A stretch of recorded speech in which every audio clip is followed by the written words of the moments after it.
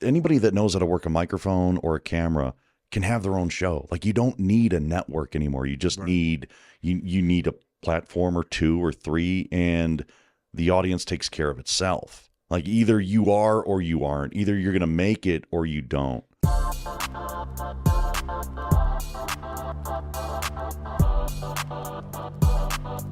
I don't need this today. You invited me here. Listen to me. I drove here willingly. Listen to me, Nate Shelman.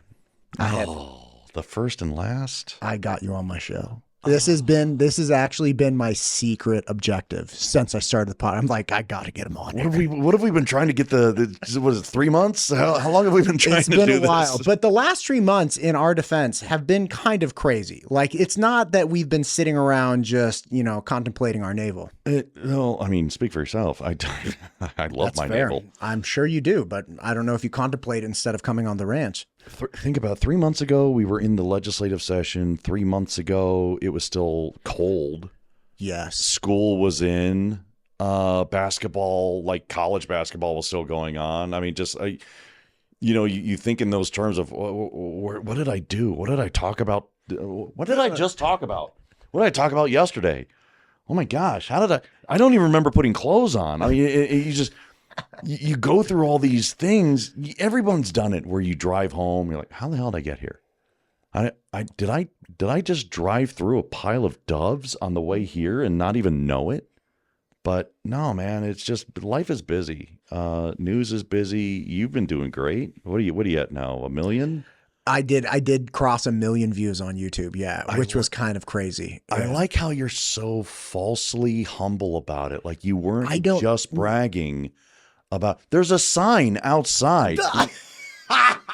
You saw that? You saw it. I don't know where you found the. Can we call them midgets or do we call them little? Anyway, you found one. That's the one for the semi that I was gonna pick and put it on the side of 55. No, okay. There's a little fella looks like Tattoo from Fantasy Alley. Go, 1 million hits. And I'm like, yeah, great. Why are you here? Open the door. Can you say midget? Is that a thing? I don't know. Sure, I think you have to say iconoblastic dwarf.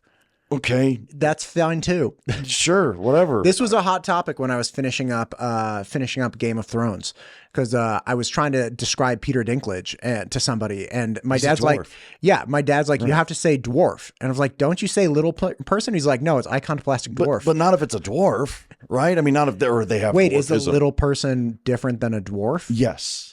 Yes. I'm a terrible person, obviously. Like, can you educate me? No, because I don't know all the different subsections of that limited smaller person degree of people. But there's also a term for like really tall people. But I mean, giant, I guess, isn't it? Giantism is a thing. This is something that I actually really find interesting. You represent one of the last bastions of reality news. Right, in my opinion, and if I may, sure. My position is that the print media is just fundamentally flawed because they are the gatekeeper of the information that actually gets out. Now, somebody could make the argument that you are a gatekeeper of who comes on the show, and that would be true because you have to have some level of discrimination when you're deciding, like, okay, do I let the random person who just walked by the building come on? No, that's probably a bad idea.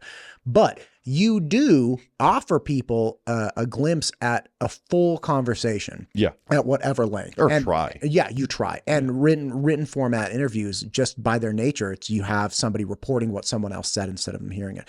But I think that I much prefer that over the reality television that people used to just entertain themselves with. Right? Like, I think we want authenticity, and there was this hot 2 decades where we had like Little People, Big World, and like Paradise Island, and this is new, right? And sure. We have now gone away from, at least it appears, that level of just trash reality, and people are coming back to more like, okay, can we get reality that impacts us to a small degree, which is, I think, what you offer, reality that impacts us a little bit. And I'll take it a step further, because when you say last bastion, like on the old model of what media is, because now reality TV was, opened up the gateway to everybody being able to have and create their own platform, like you have here. And anybody that knows how to work a microphone or a camera can have their own show. Like, you don't need a network anymore. You just need a platform or two or three, and the audience takes care of itself. Like, either you are or you aren't. Either you're going to make it or you don't. Right. And It's cool. I think it's great because I look at all the podcasts, try to watch as many as possible. We both have friends in low places who kept on like trying to like get us to do play dates. It's weird. Like Zach is just he's terrible. He's the worst. Oh my gosh. If you don't know who this person is, he's Zach is he's a terrible human being. He goes all over the country raising money for charity. He's terrible at his job. He has this fantastic way of non-surgically removing people who have money from their money for a good cause, and is somewhat entertaining in doing it. So he's wild. I'm going to get stuff for saying somewhat. Somewhat. Yeah. He's going to jump on. Wait, somewhat. And by the way, gorgeous human being. I can't stand him. Yeah. I can't look at him for more than 5 seconds. It's a little difficult. I actually did a podcast with him, and we cut it. I was like, "Hey, I got to go to the bathroom." It was like an hour and a half. I'm like, "Okay, well, look, how about this? We stop for a sec. Let me go to the bathroom real fast. We'll wrap it up." Yeah. He's like, "Wrap it up." I was like, "Oh, or we could keep going." Yeah. He's like, "Let's get," and he kept going. It was like a 2.5 hour show. It was wild, and again, super interesting guy. So I didn't mind it at all. But I'm like, "You have endurance, sir," and I had to sit across the table staring at his face. Well, and from his point of view, he goes into every place he does. I've done a smattering of events with him, and when you're on that stage, everybody just looks at you. That's it. Like, okay, monkey, dance. What are you going to do? Entertain me. And he does. Right. Or the MC does. And he actually nailed me between the eyes one day. He's like, the only reason we have jobs is because people are afraid of speaking. So, I mean, that's it. That's actually really an astute point. That's great. Yeah. MTU Studios is the proud producer for the Ada County Sheriff Podcast, the Idaho Wildlife Federation Podcast, the State Representative Ted Hill Podcast, the Idaho State PTA Podcast, and many more. If you or your organization is thinking about starting a podcast, MTU Studios would love to help. Just check out mtustudios.com. Yeah. And I hate that I have to attribute that to him. But it's fun, and just a couple of other people. I was like, all right, let me check out this guy, and I've seen some of your stuff. I saw a lot of the political stuff because getting them to speak candidly is awful, which we get to try and do all the time. Right. It took years though. I started this in 2022. It took years to develop a quality and then a reputation that would entice people to come on. Like getting Secretary of State McGrain on was like. Another terrible human being. It's terrible, right? Yeah. But there's like what if you look at it from the standpoint of like what's in it for him? Like you have to offer him. I can't believe you didn't ask him about the barbecue thing. I didn't. How did you not know? I didn't know. I try to not do homework on people. Well, but I mean, food, man. Okay, if I'm not doing homework on somebody's professional career, I'm not diving into their hobbies. Food, man. I mean, forget about the professional hobbies. The man is an award-winning barbecue pitmaster. Listen, I'm a terrible person. You are. Like, I mean, I'm sorry. But you've done a great job. Obviously, people trust you when they come on your show, and just being a nobody who doesn't have the backing of a long-term, multi-year reputation, it was really, really hard to get people to come on. But you got to start somewhere, and that's just turning it on. You just start, right? Like my first episode, somebody made a comment on it recently. My first episode was literally my neighbor 3 houses down. Okay, it was terrible. And then my second episode was on an HOA meeting. Why was it terrible? Because we were just sitting there talking about.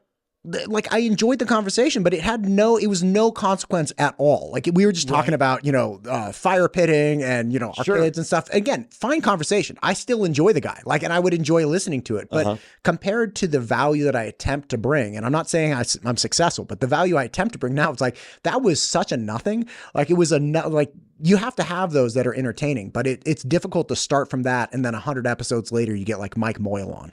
You go from like my buddy Connor to the Speaker of the House in 2 years. No, he's just Mike Moyle. Yeah. He's just, you said success. What does success mean to you?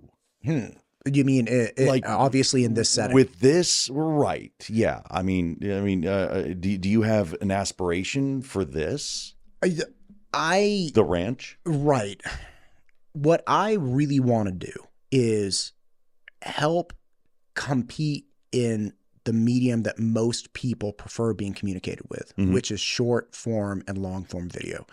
Because that's just you can you take away geographic and temporal proximity. Like a bunch of people, I did an episode recently where we just briefly talked about elk populations in Wyoming and how they had record harvest recently. Okay. And people in Wyoming are like arguing with me about like, and I got a guy for a rancher in Wyoming who's coming on the show now because he's like, actually, here's the deal. We're trying to reinvigorate the mule deer population, and because of that, we need to decrease the elk population. Reinvigorate? What are they laying around Wyoming bored because they woke up and realized we're in Wyoming? There's crap to do here. Well, no, if you're a mule deer, you're like, hey, those 200,000 elk just ate all the grass. I'm a die now. Right? So they're like, we have to weed out some of the elk population to help the mule population compete with the elk. So you're like, okay, that makes sense. They're like, so we actually handed out more tags for elk this year than we ever have before. So we had a record harvest, but we gave more chances to harvest than ever before. I'm like, okay, this is a complex issue, right? So my point is that what I really want to do is offer an honest medium where people can come on and compete with the short sound bites that are super tasty, but perhaps not done in the best faith. Did you see that clip recently about the 3 buses dropping off the illegal immigrants? Okay. This is my thing. I'm Mexican. My dad's 100% Mexican, and he looks. Sorry, I can't. I was not told this. I'm not. I was not told. You didn't tell me he was Mexican. I told the little guy not to. That's the point. His whole point is to hold up the sign. But the point is, I see this video of like, hey, these 3 buses just dropped off illegal immigrants, and my number one question is like, what indicates that those people sitting at the bus stop are criminals? I'm just wondering. Normally, when people do cross over illegal, they get a little Star of David tag that they wear, and they go, what, too far? Oh my God. Too much? No, that's not how it works. I brought the exact same thing up yesterday. Did you? And so you saw, like, this thing has gone wild. And I know the person who posted it. I have their number in my phone, texted them. Maybe we should get him on the phone right now. Good luck. But he hasn't answered me. And listen, if the name isn't important. It's not important. It's not like I'm trying to. He's not in the witness protection service. I mean, the guy's a known quantity. But simple question. I'll even show it to you just so you know I'm not BSing you, because I, as just being you, whatever human being, I look at some things and go, well, hold on a second. Here's you see the bottom of that. Yeah. Okay. What question did I ask him? How does one know that people are on the bus are illegal? 100%. And 100. This is the point that I've been making, which is the video is, and I'll pop it up on the screen. The video is literally just somebody panning a bus stop, and there are Hispanic looking people standing around, not in one big group, but just on their phones, just waiting to be picked up or meet somebody or whatever. It doesn't matter. Have you ever waited in line at China Grand Buffet? I have not. First of all, worth it. Secondly, wait, are you serious? Yeah. It has good Chinese? It's China Grand Buffet, dude. You don't go there for the quality. You go there for the mass and the price. Okay. It's what happens when you don't want to. Listen, nobody's perfect. I got $15 and I don't care about my diet today. I hate life and I want to just drink as much cholesterol as possible. How can I don't want to pour an entire salt shaker into my lungs, but why don't I just go to the China Buffet and just... My team didn't win. I'm a Browns fan. I'm a Cavs fan. I go there a lot. So it's either that or I'd be just a raging alcoholic. But listen, you go there. We all need a vice. I have many. But, you know, and the same thing, like I'm seeing a bunch of people standing outside. Right. That's so I didn't even see 3 buses drop them off. And I counted, I think I counted like 26, maybe it was 30. Right. Which, by the way, that's not 3 buses. 3 buses is like 100 people. Right. So this is my especially if you're talking Mexicans, then it's like 3 times as much because you know they can cram them in. I guarantee they can. I guarantee. Listen, when I was a kid, we had a 2-door Toyota Corolla. And we fit 6 people in it. Of course and you did. We shared. There were only 2 seatbelts in the back, so it was either 2 and 2 per seatbelt, or it was like you didn't care about seatbelts. It was 3. No, my dad was like, put that seatbelt on across all 3 of you. So it was like, beep, beep, beep, beep, beep. And then my oldest sister was like, I have my own seatbelt. Yeah, like it's exactly it was like a clown car. Like it was ridiculous.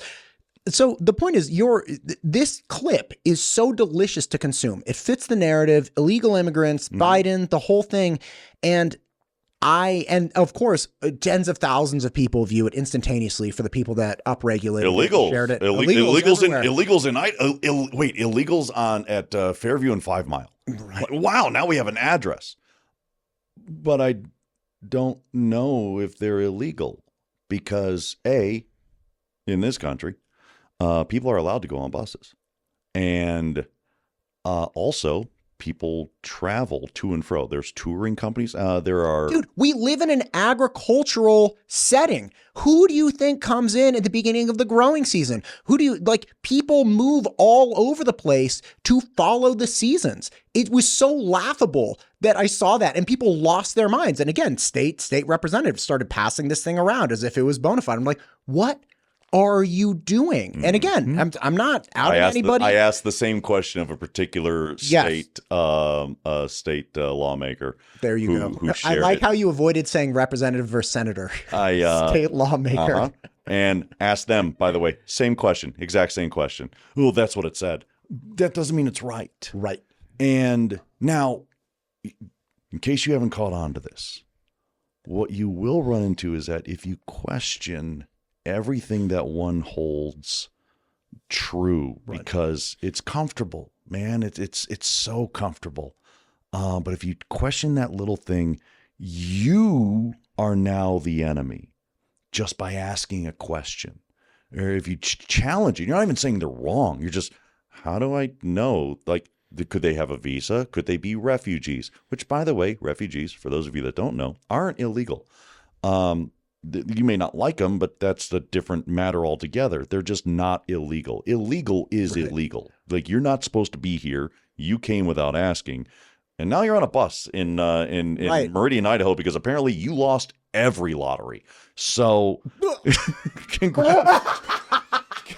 congratulations. You crossed at El Paso and somebody said, Boise. And you're like, oh, come on. What? I'm going back. I'm wearing a Doyer's hat. No. Anyway, or they're just Mexican American. Or there's that. No, hold on. Wait a second. I love how you have to go through all of the different ways that people that aren't U.S. residents could be here and Hispanic. And it's or they're just American. Which is it? I don't understand why this is so controversial. Right. There are people on a bus at a shopping center. Right. Well, I'm glad they found it because if you've driven past that shopping center, nobody else knows it's there. Honestly, outside of Buffalo Club and what's the tool shop place there? Harbor Freight and the China Buffet, nobody else knows it's there. There's literally nothing else to do there.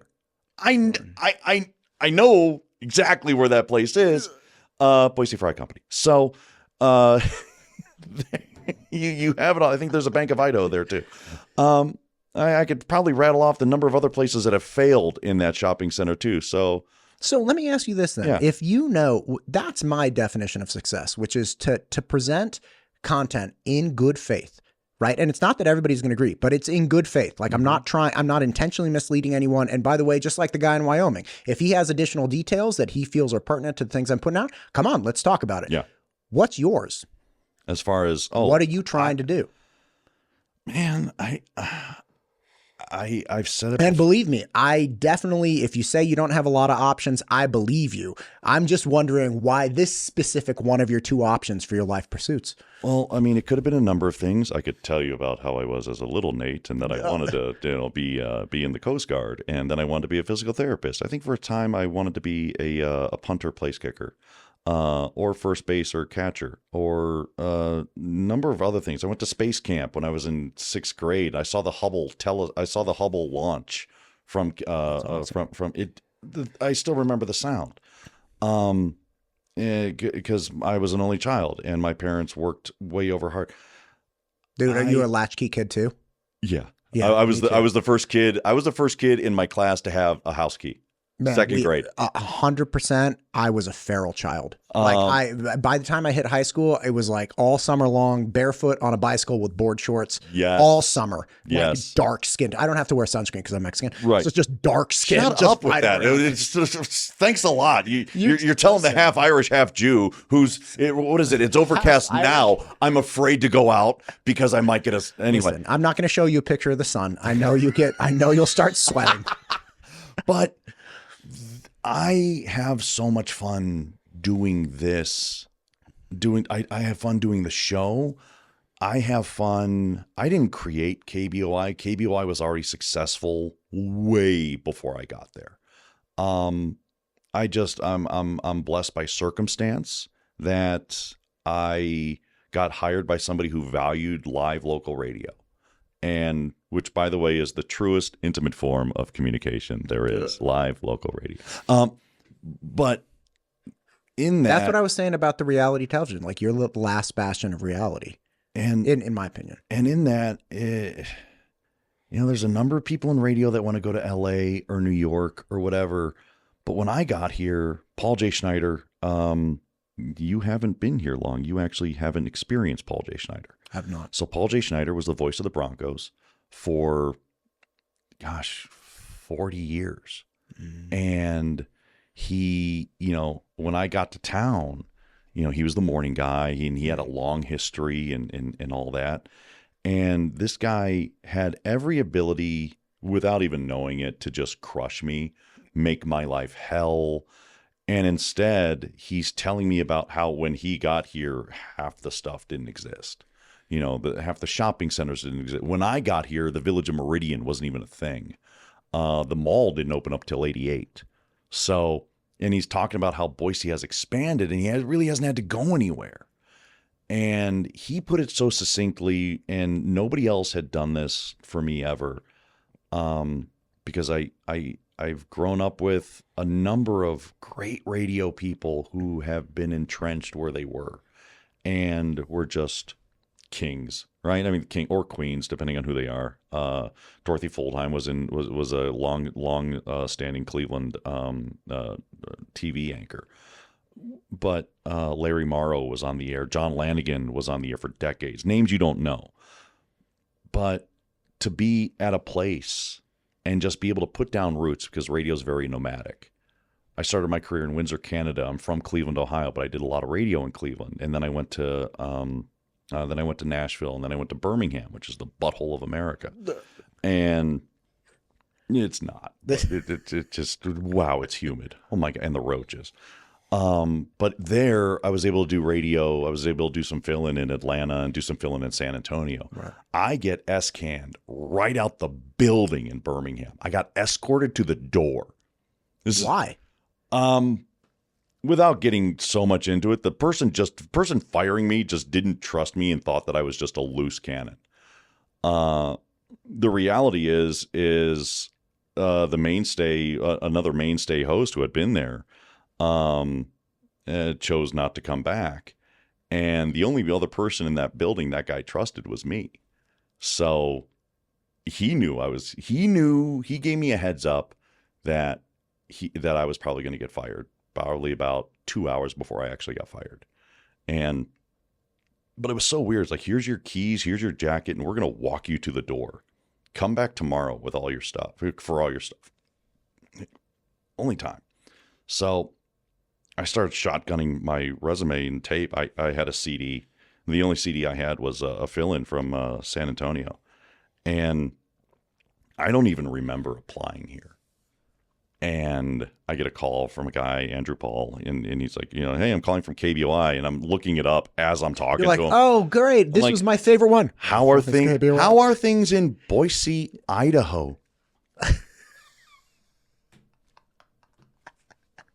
What the hell do I know about Boise, Idaho? It's like the field's blue. They just won a game. Senator did something. Okay, potatoes. Okay, got it. Boise. Okay, good. Now I know. How's Boise? Guys, can't wait to get there. It's great. Yeah, we do you have any more? Nope. But I can get you 2 hours of the same show. I did. I gave you an hour. So if you want to know more, like I been out of work. Gosh, I got canned in January. This is November. So like I haven't done radio in a year, and I'm working at a windshield factory that's adjacent to the Mercedes plant. And working that job was hell because I would still drive past a billboard with my face on it. Oh. And then you kind of have that realization like, oh, this is fake. The whole image of radio and the whole image of like us as media personalities, it's all fake. All right, that's marketing. What's actually real is the communication that goes on when people call in and, you know, are a part of your family. I mean, this is an extension of you, and knowing how you embrace it, watching and listening to how you actually give a damn about the topic and quality you put on. You know, you're not just, I don't know how you're gonna edit this, but I'm not. You're looking at me right now, right? And you know, I've been in rooms with other DJs where Jerry Seinfeld was actually in the studio, and the DJs are just, you know, looking to see what they're going to play next, and just, you know, not even listening to what the hell Jerry Seinfeld's right in front of them saying. Like they could almost care less. And I think, this is supposed. You have one of the biggest stars in America in the room. You know, pay attention. So the connection we have here is as real as it gets. There's nothing much more different. Paul J said, there's nothing different from a doctor in Boise, Idaho than a doctor in New York City. Really, there's nothing. They both went to medical school. They both graduated medical school, and you're going to them when you're sick, and you really don't have many other options. So if you think you're more successful here than you are there, fine, you can believe that. I mean, there's entertainment, which is what we are. But that connection is as real as it gets. It is, you know, whether it's your neighbor 3 doors down that you had on your first podcast, that's a forever, it's a weird forever bond that you have. Or for every guest you have that comes in, you're part of it now because you chose to be, you bought in, you know, and it's not a cult. It's a family that's very welcoming. Boise's been more welcoming than really Birmingham ever was to me. Nashville's very showbiz. You know, there's industry versus people that just hate that industry's in their backyard. You know, so Cleveland's weird on its own. If you're happy in Cleveland, you're an outsider. Like, what's wrong with you? You need medication. So, but it's just fun. The whole thing is fun, and it's the only job I can think of doing where I can have this much fun. I get to talk about whatever I want to talk about, however I want to talk about it. And I can't think of too many other places where somebody gets to do that. Yeah, there's an aspect. I mean, all the things you're hitting on, I couldn't agree more. There's an aspect of actual interpersonal relationship in this that is irreplaceable. You never, and I've heard other people talk about it, but until you sit down for one of these things, you're sitting down in front of somebody for like 2-3 hours with nothing else going on, just interested in what they have to say. It's something that is so unique. And I think it's also something that allows people to, if done correctly, it allows people to see individuals that they wouldn't agree with or wouldn't even give the time of day in a completely different light. Because if we do it correctly, you share a glimpse of humanity. Yes. Right. Most, yes. You share who somebody actually is. And it's not, I think it's not just a thing. No, and I think it's one of the reasons why when people get really upset at some of the clips I put on, and it would be like innocuous things, or at least I would think like, hey, number one predator of elk in Idaho is black bear, followed by mountain lion, followed by, you know, wolves. Actually, if you listened to a show I did a couple of years ago, you might think it was me because I fed. I went to Shore Lodge. COVID era, right? This is the only time I could afford a freaking room there. They had vacancies. It was like, hey, do you want a room for $150? I'm like, Shore Lodge? Yeah. Who do I have to sleep with? And I had to. But I went outside Shore Lodge, and there's just mule deer walking around. And I've seen it driving before. I've been to McCall before, but I hadn't seen it like within arm's reach. Right.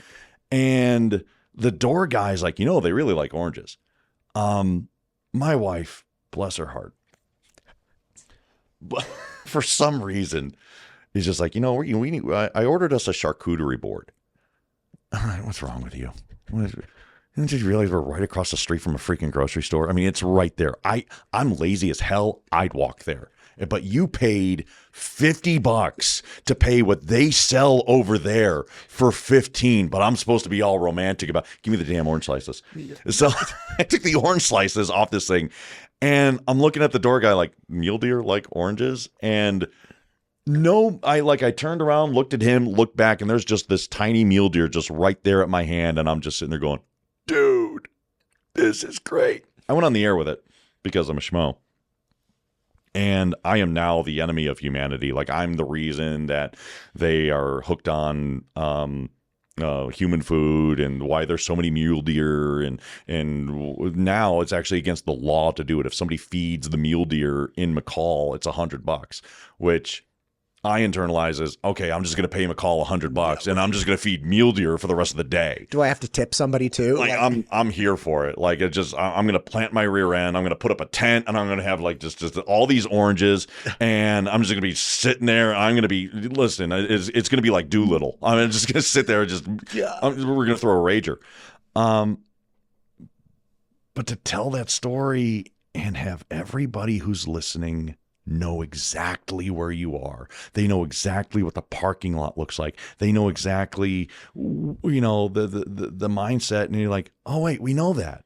Like, we all have lived it at some point. It's all connective. And I can't listen. It's just a jazz. It really is. Yeah. You've sat here with important people, more important than me, a lot more important. And they have a message they want to say, and they have a message they don't want to say. So what's your job? Like, is your job to, say what you want to say, but I'm going to try and get that thing out of you that you don't want to talk about, or that you don't want me to cover, or I'm going to say the thing that I know ticks you off, not for the fact that it ticks you off, but because I actually believe it. And I want to see the look on your face, which is the really cool thing about what we get to do. Everybody else gets to hear it. We get to watch. Is that a camera right there? Okay, good. I get to watch your face as I'm speaking. So the audience only gets the words. They only get the sound. But we get all those nonverbal cues where there's something about the way they're saying it. I hear the words, but there's something about your whole gait that makes me think you're just a smidge full of. So I'm going to press it just a little more, And a little of that goes a long way, but you've had a couple of those that got real hot. Yeah. It's tense. I'm meeting a guy tomorrow night for drinks who, a beverage. I don't even know what the hell we're drinking. Who I had a very tense, encounter with. I think, were you present when he shook my hand? Yes. Okay. Yes. At the You were the present. night. Yeah. And which to me was like one of those cool things, like, okay, it's 2 years later, like life has gone on. That guy's had a kid, I don't even know what else has gone on in his life. And I can't wait to find out, not on air for entertainment, just be like, dude, we had a moment. Maybe it wasn't the best. Maybe it wasn't his best moment. Maybe it wasn't my best moment. Like, but to hear like the big fish story that kind of sprung out of that was, I threw a chair at this guy's head and, he got some licks on at me, and none of that's true. I asked a question, he wouldn't answer it, and he left the room. That was it. Right. I can be loud. Soundproof room, huh? Soundproof. Yeah. Still in my studio, but my boss can hear me through 6 different walls. So I'll test this. I think you'll be all right. Yeah. I think I'll win. But it's not an act. Right. It's not Letterman and Kaufman and Jerry Lawler. This is what I've been thinking. As you're going through this, there's an aspect of like when I was in band back in the day in high school, right? My what instrument? Music, trumpet. jazz trumpet, baby. Dude. All day. I still have it. I got it tuned up recently, and I play with my You son. suck. Trumpet players got chicks. I hated you people. What did you play? French horn. Okay, I see where you're coming from. Mm-hmm. At least it wasn't clarinet. No, I think the clarinet dude got more. I mean, Kenny G's doing all right. seriously, he's doing just fine. That's actually a saxophone. It's not a clarinet. Whatever. But I mean, name one famous French horn player. Exactly. Yeah, not so much. But I Mom will say, hated me. You can, but there's nothing that sounds worse than a trumpet when people are learning trumpet. Like French horn has a bellow that's not too bad.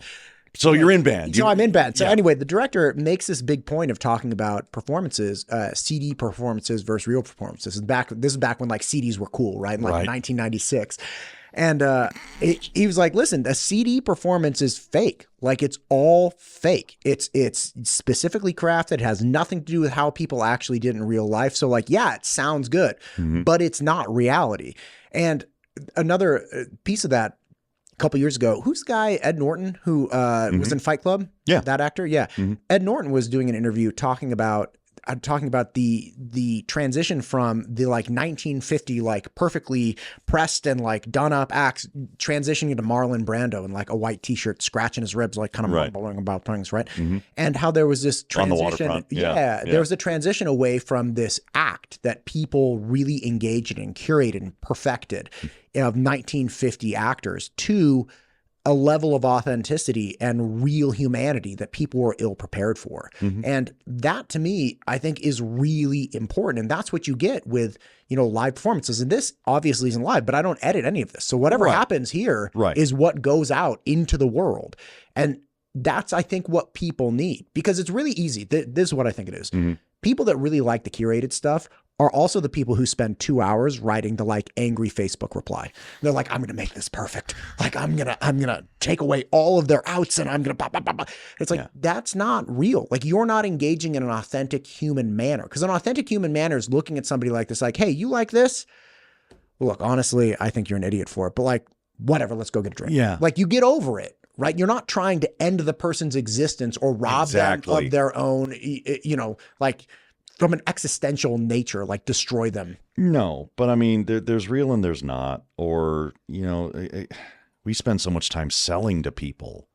People don't want to be sold to, or at least they want the degree of, are you telling me what's going on, or are you selling me a product? Right. Because if you're selling me a product, I'm going to check out. But if you're telling me something else, like, oh, okay.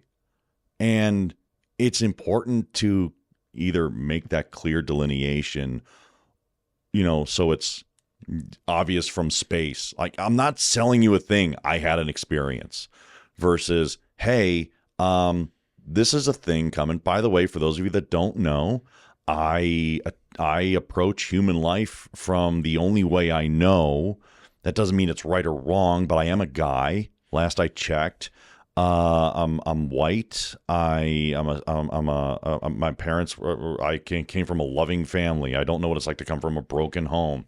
Not everything I've touched in my life has been a freaking success. Right. But here's my take on this. Like, I don't know if I feel this way because I'm a dude, or if I feel this way because I'm white, or if I feel this way because of whatever. But I got told a problem yesterday. Or I got told something was a problem. I didn't know if it was a problem. 1 out of 10 construction workers are women. I'm listening to my newscast, our newscast, because there's a Biden program and Micron's going to take part in this. And I do the show with a 25-year-old producer, and who's, by the way, she's 25 going on 50. She's going to kill me for saying this. But, I'm like, well, wait a second. You're a chick. Do you want to be in construction? Like, I don't want to be in construction. Like, so is this a problem? Like, do we have a problem? Is 1 out of 10 construction workers being male a problem? Like I know that seems like a stupid question to ask, but everyone's trying to fix problems that we don't have, right? The clumsy white people.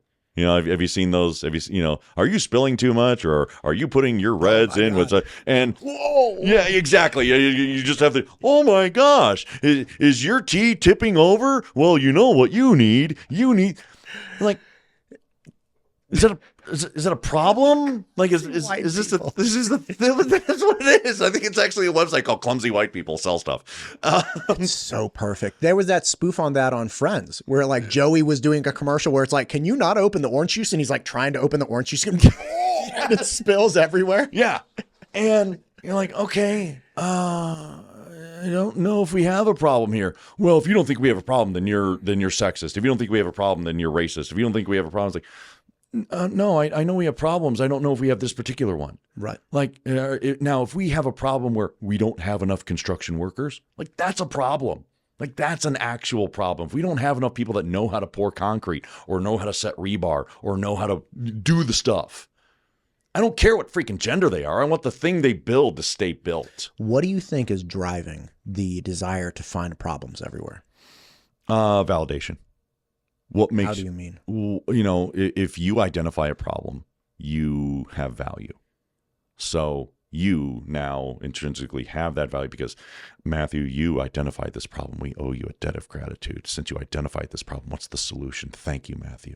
Thank you. And now we're going to give you whatever title, scepter, you know, Swami hat, whatever. It's like, okay, Matthew identified this problem. And we're all going to follow what Matthew does because Matthew says, and here's the paper. He's got pie charts. He's got graphs. He's got a study from Guam that backs this up, and you know, whatever it is, whatever data you use, and it's weird. People like us sit back and go, I don't know if we had a problem.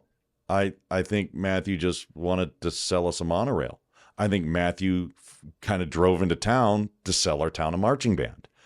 So none of this is really new, you know, as far as I have a solution. Do what I do. By the way, I'm going to sell you my solution for whatever. Or someone's going to make a lot of money. Or someone's going to gain power. Someone's going to gain influence.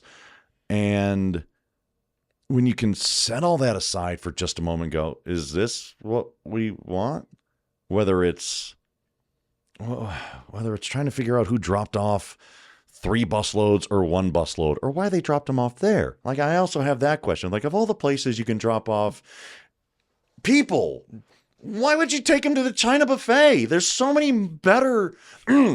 What I meant to say is there's so many other places to go. Welcome to Idaho. Check out our strip malls. That's not a thing, you know. At least take them to the village where they have a fountain that goes up and down at least one, you know, every half hour. Or take them to the movies or something.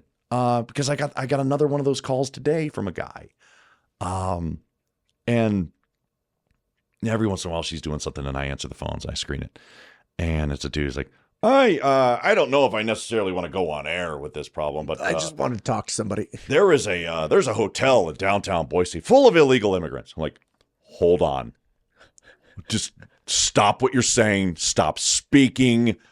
I want more, but I don't want to do the whole premature ejaculation where you just fly your verbal load off mic, and now nobody else gets to hear it. So I put this guy on. And he's telling me about how there's this hotel downtown. He thinks it's Hotel 43. You know what I'm talking about? You know Hotel 43 downtown? You've been to No. Chandler's? Yes. Okay. Yes. That's the hotel. Okay, go. So that boutique hotel, according to this guy, With Chandler's on the ground floor. because. And listen, if this is true, I can't even be mad at him. Like, I mean, if you're gonna come to this country illegally and we put you at Hotel 43, you're pretty much looking at everybody over in Maricopa County going, you won't believe what we do in Idaho. Have you seen the wine list? It's on a tablet. But this guy says like, I didn't hear this. It was my friend's an Uber driver and he was dropping off Chick-fil-A to all these. I'm like, hold on a second. Hold on. Because I understand I want to believe you. Understand this. I'm not calling you any names. I want to believe you, but you're a little squishy on the details. And I've gotten calls hotel on State Street, right by State and Eagle. It's not Hilton, but it's another. It's one of the new ones. People call up and go, a whole bunch of illegals just got on a bus.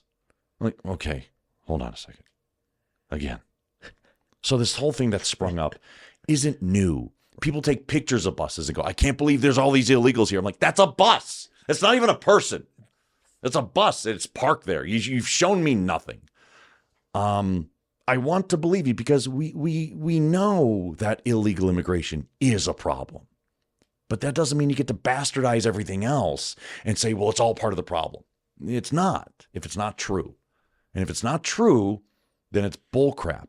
So if I'm trying to gauge how bad this problem is, I don't have to look too far than our own legislature, who had guests in and said, well, we regularly depend on 30,000 illegals in the workforce. Sorry, their vernacular is undocumented, which is Swahili for illegal.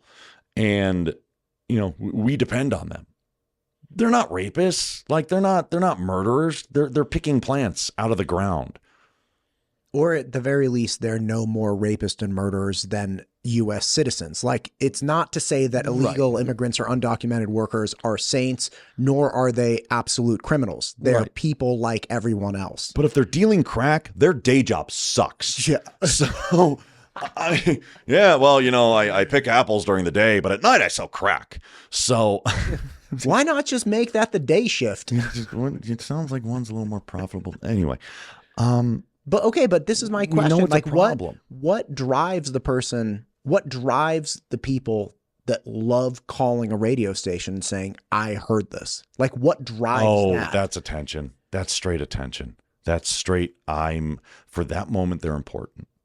Mm-hmm. And for that moment, they have something to say. And you know what? It doesn't make them bad.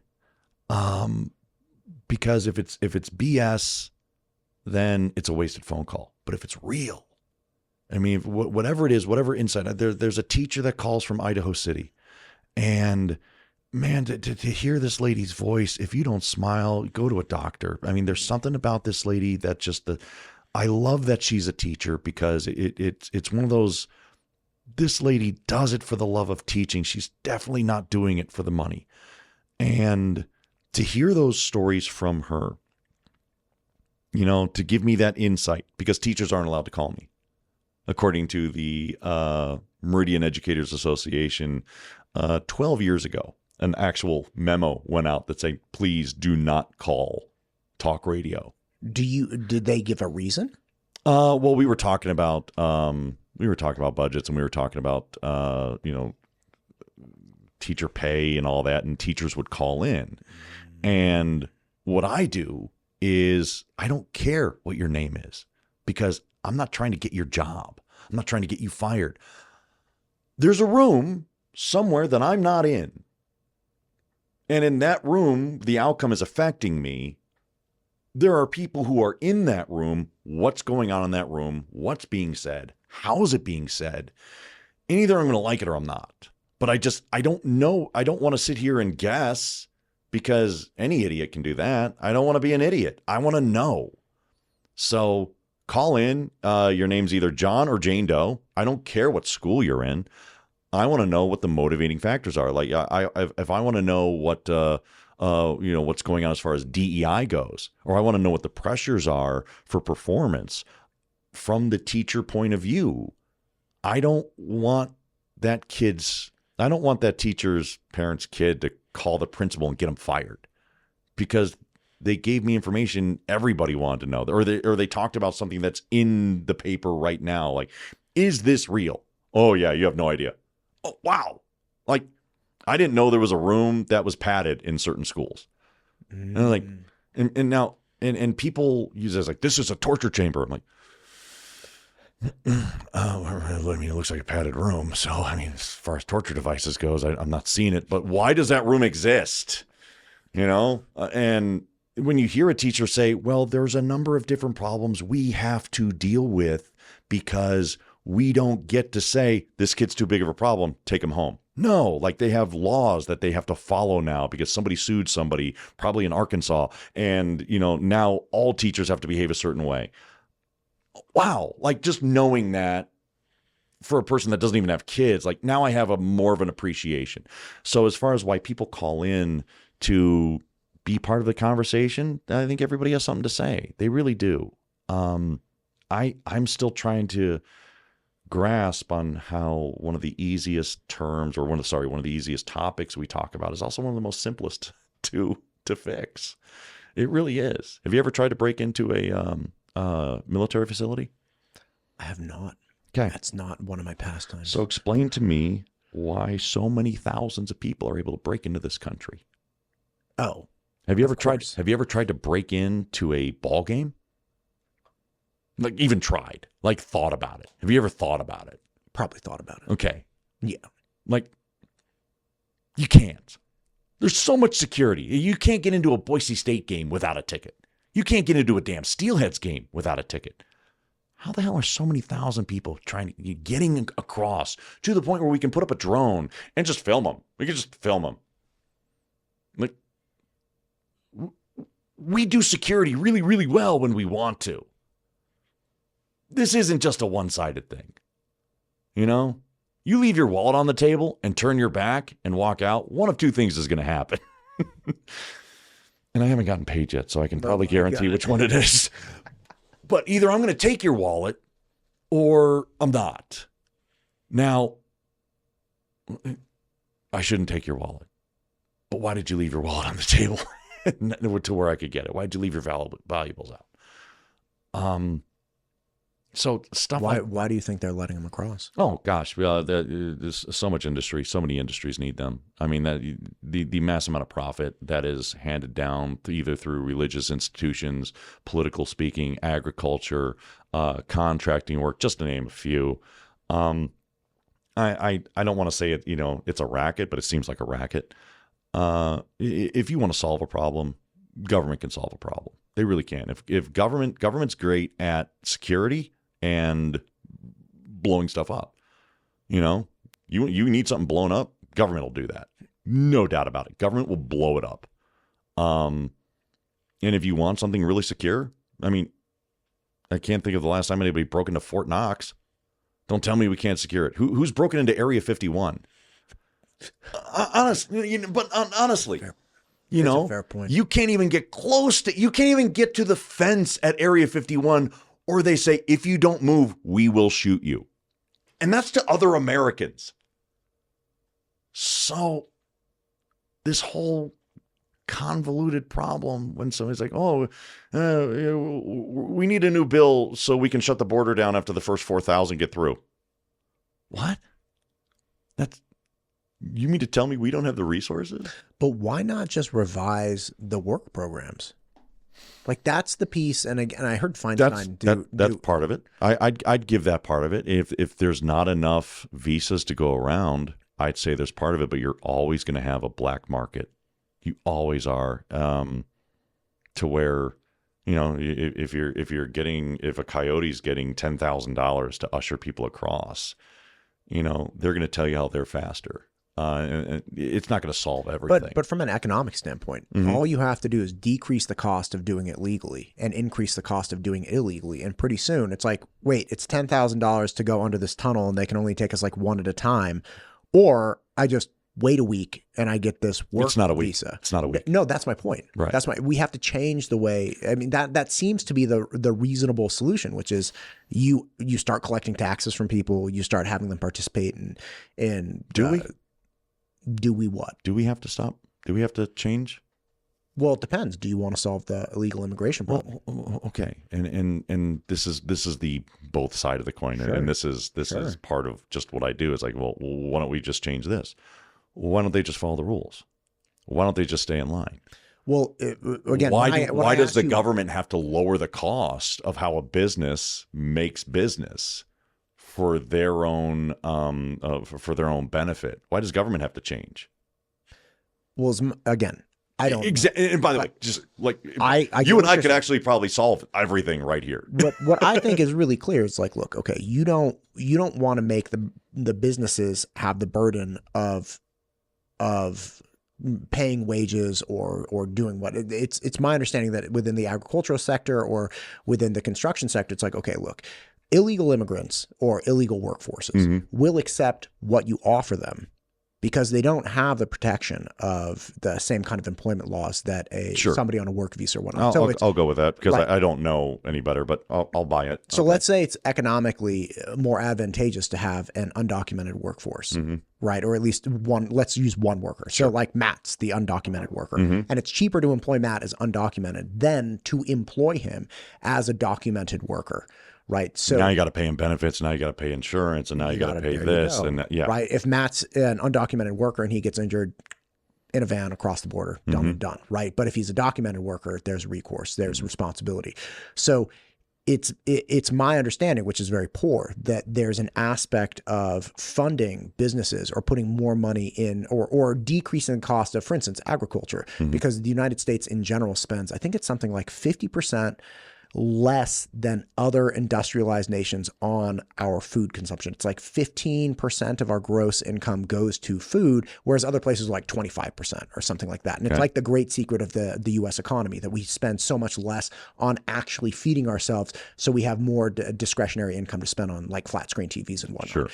So the handout to these businesses and to these industries that require undocumented workers to offer necessities like construction and food to the American public, it's a handout to let that workforce come across. But in the process, you also let the like 30,000 military aged, Chinese nationals come across, things like that. Yeah. I again, if I cheat on my taxes and if you cheat on yours, we will probably get a door knock. And how? Wait, are you saying you and I in the abstract, or you and I today? Right now, today. If we cheat on our taxes, I mean, I don't know you all that well. Maybe you're just a monster. But if I cheat on my taxes, I'm going to get that jazz like, all right, I didn't pay taxes on that $100. Yeah, right. Shoot, who's at the door? Right. I don't understand how so many of these businesses haven't gotten a visit or shut down. When they knowingly, I mean, don't tell me people do not know who is taking advantage of this. So yeah, the omission is, it's not fixing any of the problem. It's not, because if they're cheating the rules that other businesses are following, then I don't understand how those businesses don't turn in the other ones, except that it's construction and you don't do that. But look, I couldn't agree with you more. Like for instance, I had Representative Hill in here months ago.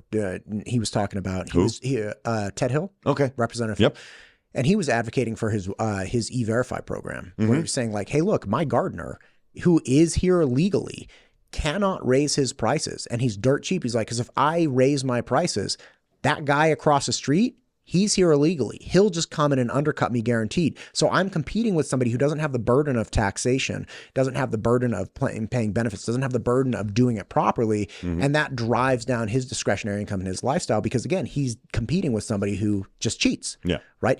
That's a problem. Okay. But what's that guy's recourse? What does he call ICE? And he's like, hey, I think the guy across the street mowing the other lawn is here illegally. And then but if he knows it, then if he actually knows it and can prove it, he changes his words. Like if you know it, you change your words. If you're going to bust somebody, you better damn well know. You better know. If you're going to call the cops on somebody, you better know. Not guess, you better know.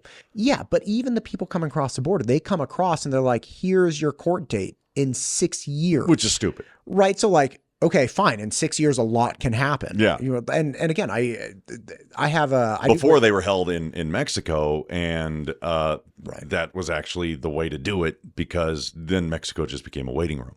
Right. Hey, you don't get in yet. We have to see if you actually are a refugee. Do you remember that caravan coming up Central Which America? year? Oh, there was that classic caravan in like 2016, where it was like hundreds of people. Trump was like, no, you're staying on that side. And then the people there started going onto their social media accounts, because they weren't actual like starving refugees, complaining about the quality of food that Mexico, because they were getting like rice and starving. beans. Follow me on Instagram. Yeah, right. And it turned out that some of them were like influencers. And like very well-heeled people. And this was a gigantic political movement. And they're like, what do you want? Like, we offered you food and housing while you wait for, the decision the United States is making. You can go back to wherever you came from. And they're like, this is disgusting. Like, this tortilla is terrible. Right. Yeah. And I mean, there's always, I'm sure there's somewhere somebody is, what kind of actually does break my heart is I'll just speak for myself where, no, you need to speak for everyone. No, absolutely everyone. I don't know everyone. Stop that. That's a lot of pressure. But I am the great grandchild of immigrants. All right, who came here via potato famine or via a socialist upheaval in Russia, or it was France and it sucks. And they came here. Because that's what America was and always should be. Like, either follow our example, or if things get really bad enough, you actually can come here. But there's a process, and I don't want America to stop being that. But for the people that are here, just for a second, not everybody who's brown is your enemy. And just I know this is going to sound ridiculous. There's a lot of Muslim interpreters that helped our military. They're Muslim, okay? They're Muslim, but they're also targeted by people in the Middle East. So just because they're Muslim doesn't mean they want to blow everybody up. They actually just want to go to the movies. They just want to go to the movies and not have a bomb in their living room. That's it. They don't want their daughter raped or their wife raped because the dad or the uncle helped out the American troops. So, I kind of wish people, if you're going to show me a picture, or a movie, or tell me a story about the number of illegals, do me the common sense and tell me exactly how you know they're illegal, and don't put it on me to say that I have to do my homework or that I have to believe you, because I don't have to believe you. If you want me to call the cops and have some degree of adjudication on them to go through a process, well, what evidence do I have other than they're on a bus waiting in front of the China buffet? I have nothing. I have absolutely nothing other than I bet they probably wish they went to a better sushi place. Honestly, I need more. Right. And I know the problem exists. And if you're not showing me the problem, then don't create the problem. Don't tell me that these brown people are a problem. I don't know that, because I also went to the grocery store today and I bought vegetables, and I know those vegetables got there somehow. So if you're telling me that they're agriculture workers, okay. Again, how do you know that? Stupid question. Like, how do you know that? Just by looking at the people that were in that video. I couldn't even tell you what those people did for a living. I have no idea. Right. They're all sitting there staring at their phones, doing whatever people do when they're waiting to be, waiting for whatever. It doesn't matter. Gosh, a couple of weeks ago, I was in Guadalajara. Now I'm sitting here waiting on dim sum. I'll say, what is this? China buffet's not even dim sum. Why do I do it? Oh, they stole my money. Son of a bitch. But, So what do we do with that? Like, what do you do? What do I do? Either I don't. If it's so prevalent to me at the time that there's a chance that this may not be what somebody wants me to see, I feel I have a responsibility to at least question it, because I don't know if they're illegal or not. I have a responsibility to the person who posts it and to everybody else if I know them. Like, I'm not going to call complete strangers and go, hey, you posted this. How do you know this? Like, I'm not the police, but the social media police. I do this on and off air. Like, wait a second. I have a 3-hour show to fill. So if you're telling me that there's a problem here and I can talk about it and take calls on it, like, wow, this is great. What do you got? I got a video. Cool. How do you know? But as you can tell by the answer, I got nothing. I got nothing from the person who posted it. And they could be busy. When they want something from me, they know my number. But they could be busy. So I have at least the responsibility to question it for the sake of questioning it. And if that makes people uneasy, so be it. But if I don't know it, if I don't know if it's the truth I'm being told, or if I don't know if it's the words I'm being told, then I can't say this is happening, because the second I repost that, I'm blessing it. It becomes mine. I'm owning it. The second I give that to other people and say, this is happening, man, that's my word. That's my name. I run into these people when I go to the grocery store. I run into these people when I go to the bar. I run into these people when I do different events. I can't say the sky is falling if the sky's not falling. I can't yell fire if there's no smoke or no flames. I can't do that. It's just simple. So we talk about as many of the problems that we are surrounded by, and try to either identify it, and just like you and I do. Again, I'm pretty sure that if we had another 3 hours, we could probably fix it. And it's whether or not somebody else wants our solution, but we could probably fix it. We could. I've taken on as just a challenge to myself ranked choice voting. I shot to the moon on this one, and I'm probably going to regret it.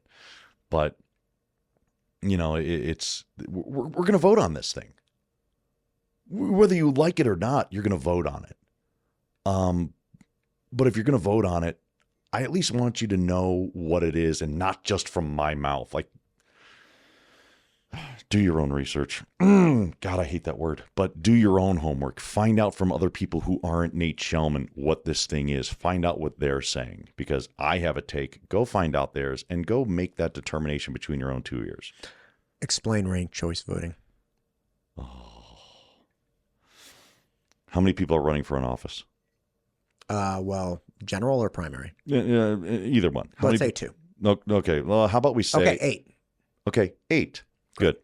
So there's 8 people running for office on the same in the same whatever, right? They're running in a primary. Sure. Ranked okay, choice? so Ada County had 6 people running on the 2 Republican slots. Yes.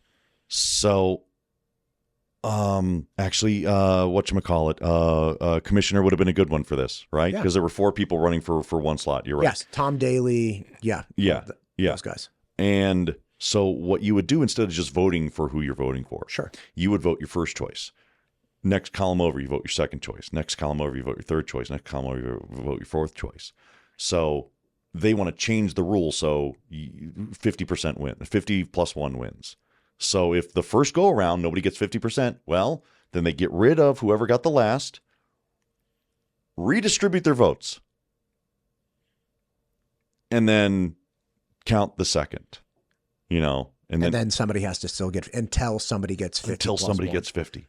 So I've explained it to you how I've watched it on at least 5 different tutorial videos from all over the country, from San Francisco to Minnesota to New York to all of it. They did this in Alaska, and it's also why Sarah Palin is not Congresswoman Sarah Palin, because she lost and a Democrat won. What problem do we have? What problem does this solve? Probably that the people ending up representing us really only represent 30% of the popular vote or something of like. Well, I've now solved the mythical problem of runoffs. Okay, which really aren't that big of a deal. Right. We had one in Eagle. This was we didn't have ranked choice, but it was 4 people to start. Mm-hmm. Nobody got 50 plus 1. So the top 2. The top 2 went, and then one person got over 50%. That was it. Yeah. And a number of people look at this and go, this is a reason for ranked choice voting. No, it's not. No, it's not. Because maybe other people want another chance. Oh, wait a second. The person I voted in didn't get in. They're not even in the top 2. I'm going to start all over again. And now I'm going to prioritize, because one of these 2 monkeys is going to be mayor. So you have that. Furthermore, you've been here long enough, and you've seen and probably identified for a little bit the number of different political fractures. Yes. And camps that are there. So there's at least 3 of them in one party. All they would need to do then is just get people to run. They could just actually dilute the entire thing just for the sake of dilution and take votes away from somebody else. That's all they could do. And don't tell me they wouldn't do it. They spent $5 to $6 million this year alone on elections, all to hold sway, power, payback, whatever the case might be, just for a bunch of jobs that pay $20,000. Right. Or they were trying to influence other races that pay zero, absolutely zero, because they don't like the person that's in charge of the party. Whatever. The motivation is kind of what I'm afraid of. I don't have a problem now. Everything's ebb and flow. I've been here long enough, and you'll be here long enough, I hope, to where you'll. Oh, I'm not going anywhere. You'll see the shift, right? And it's like, hey, remember when so and so was in charge? Wow, remember when so and so was in charge? Remember this era? Remember that era? We have different eras. That's life. Just like we have different administrations, and we have different times. This political spectrum will flow back and forth perpetually. If you try to stop it, I believe, we're going to get a little deep on this, I believe you're actually stopping the natural order. And when you start messing with that, then the people really get ticked off. And they already have so little faith in their vote. You'd be chipping it away from there beyond that. Rather than take everybody to that master class of what I believe in my own, 2 years, this is what it is. Now, when you watch all those, and I really encourage you to do it, because you might actually get mad that they're talking to you like a 5-year-old, because they're explaining ranked choice voting with colors or pets, or actually this is how I found out today, this is how they choose the winners for the Academy Awards with ranked choice voting. And I'm like, oh, wow. So the most socialist group of people we have in this country want us all to vote like this. What could go wrong? What could go wrong at all? And you just, do it by dilution and simple math. I still don't know how the damn votes are redistributed. Like, I'm still stuck on, what's that? I mean, I'm not stupid. I know to work a calculator. I'm smart. I understand things. How does all that do? Well, I have to nutshell all of that into a 10-minute segment, or give you part 1, part 2, part 3, to the point where you're in your car after you've worked a hard day and you're going through the list of things that you need to do at home when you get home. And I need to cut through all of that and go, hey, this is coming. This thing's coming. Wow, your mic's really good. This thing's coming. I'm not telling you the sky's falling. I'm not telling you your car's on fire, but I'm saying in November, we are all, whether we want to or not, going to have a thing in front of us if you're voting, and we're going to be asked this question. Do you understand what that means? Now, don't be cool, right? Don't tell me you understand. Be truthful to yourself, because if you don't understand, don't just take it from me. May I ask? Sorry. With ranked choice voting, like, just logistically, if we had 6 people running for 2 spots, or let's say that Ada County, the spot with Tom Daly. Okay. So it's Tom Daly, Brandon Hurst, Sharon Ullman, and then Heather Luther. Right. Like, logistically, could you imagine running through the first election and then the second election and then the third election? That just seems... To their point is they would, because Daly got 40, 46, 48. He was in the 40s. Was it? Okay, yeah. Forgive me for not knowing. No. And then I think Brandon had like 25% or something. Right. And then Sharon and Heather were in the teens, I think. Not 100% sure. First of all, and we're gonna delve into open primary here, because we're gonna tell you how to run your house. Okay. Well, it's not your house. It's my house. It's my club. Right. I don't get to come into your studio and tell you what I can and can't talk about, or what to decorate, or There's no, I mean, my gosh, there's no, I don't even think we even asked, like, hey, what are we going to talk about? It was like, we're just going to talk. Like, we're just going to grip it and rip it. And like, no, you will not ask me this. You will ask me this. Right? We don't do any of that because it's your house, right? This is your baby. I will tell certain people, or I will tell, I've evolved to this. So it's like, I don't want to hear people think on the radio because it's bad radio. You don't want to hear people think? No. What does that mean? Ask me a random question. Dogs or cats?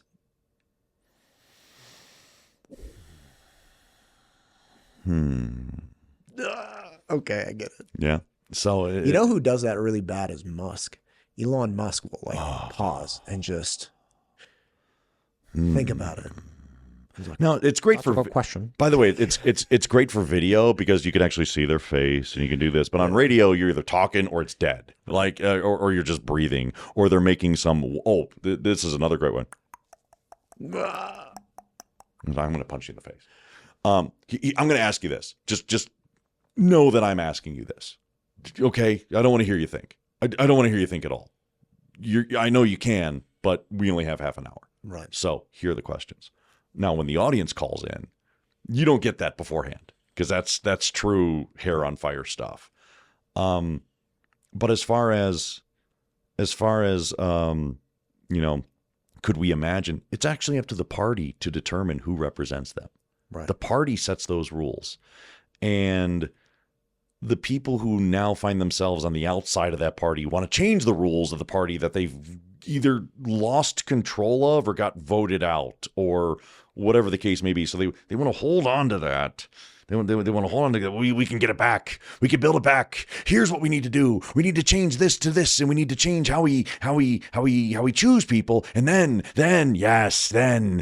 I can have my office back. Then I can have my honestly. And it gets to that. Just like there was this huge fight over whether or not Idaho should have a primary or a caucus. Should it be in March or should it be in May? And it's up to the party. It's up to the party. Who should vote in the Democrat primary? Democrats. Actually, whoever the Democrats want to. It's up to the Democrats. Who should vote? Yeah. Who should be able to vote in the Democrat primary? Who gets to tell you what to do in your house? I get your point. They should be able to decide, and we shouldn't put limitations on who or how. The excuses are actually, I mean, they I don't discount a lot of them because the Democrat Party barely exists. So if you want to be able to actually have a choice in who a number of the representatives are, or who sheriff is in Gem County, or a number of these different races, well, if you're not Republican, you're screwed. Well, it's not like the Republican Party is charging people $1,000 to be a member of the party. It's free. Fill out the card. If you don't want to fill out the card, I don't know what to tell you. Get over yourself. Or just, it's not your club. It's not your club. So you don't get to vote. You don't get to tell other people who you're not a part of how to behave. That's it. That's it. That's life. Those are the breaks. That's reality. And you don't get what you want just by marketing. With the rise of the unaffiliated party in this state, do you think that we will ever see candidates who start, actually snagging small offices by running outside of Democrat or Republican? You could. I mean, I know we could do a lot of things. I was like, the system's in place to allow it. Yeah, I mean, it would depend on the person. Honestly, I think that's so minute. I don't know if that's representative of the unaffiliated. But I mean, depending on who it is and what they were running for, I still have no idea why certain offices are partisan. I don't know why coroner is a partisan position. By the way, I'm sure I could ask a coroner why it is, and I would get a great answer. Right. It still just wouldn't register in my head. Like, you're the freaking coroner. Like, why is I don't understand why so many constitutional officers are elected. I have no idea. Like, who votes on controller? Who votes on state controller? Wait, is the state controller Unelected position. No, is he? What I'm saying is, like, is he a constitutional candidate? Constitutional officer.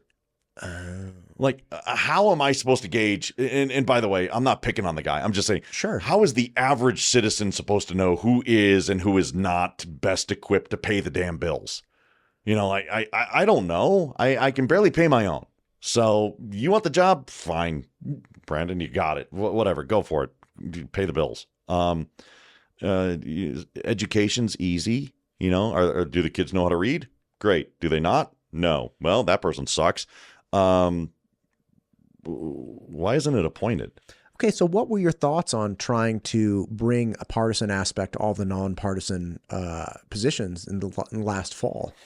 Because they were dying. Like, people were dying to make every single, like, school board, mayor, city, the whole thing was like Republican, Democrat. Like, we're trying to fill potholes. Like, what are we doing? Yeah, you don't have to. I mean, I think you get into the more marketing aspect of that. You can there are certain buzz terms that you can use. You can call yourself conservative. You can call yourself. I don't think that's a buzz term. I think that's the only term. That's the only term people care about. But you can call yourself Republican. You can say, I'm a registered Republican. You could say in your bio, I voted for Trump, or I got into politics during the era of Reagan, which is one of those, I don't know if you want to use the term dog whistle, but it's just like, so somebody said Reagan, Reagan. So you get those things, you're like, I know what kind of person they are. They said Reagan. So there are so many ways around that. Again, it's are the schools performing or not? The bottom line, I love hearing from teachers that they hate standardized tests. I love it. Okay. No, and by the way, I get it. So what else am I as a taxpayer supposed to go off of other than feelings?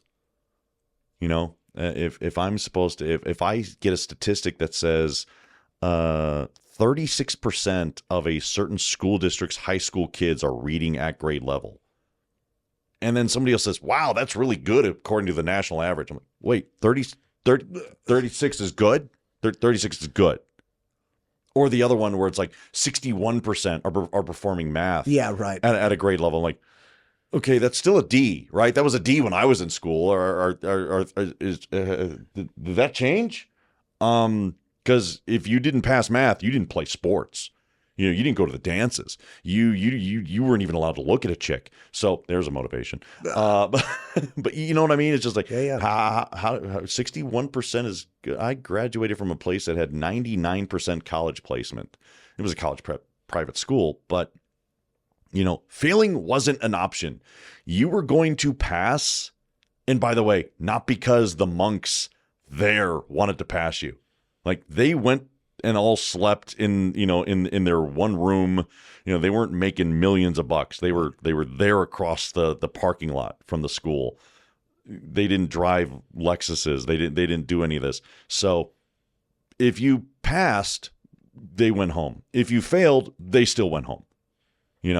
So you're going to pass, or you're going to know it. You're just going to know it. You're going to memorize whatever it is you had a problem with until you were there at night. You were there on the weekends. You were possibly there in the summer.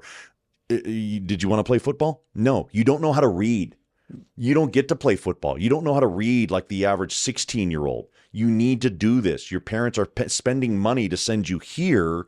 It's our job to teach you. You will learn, period. You will learn, or your parents are going to be the ones to take you out, not us.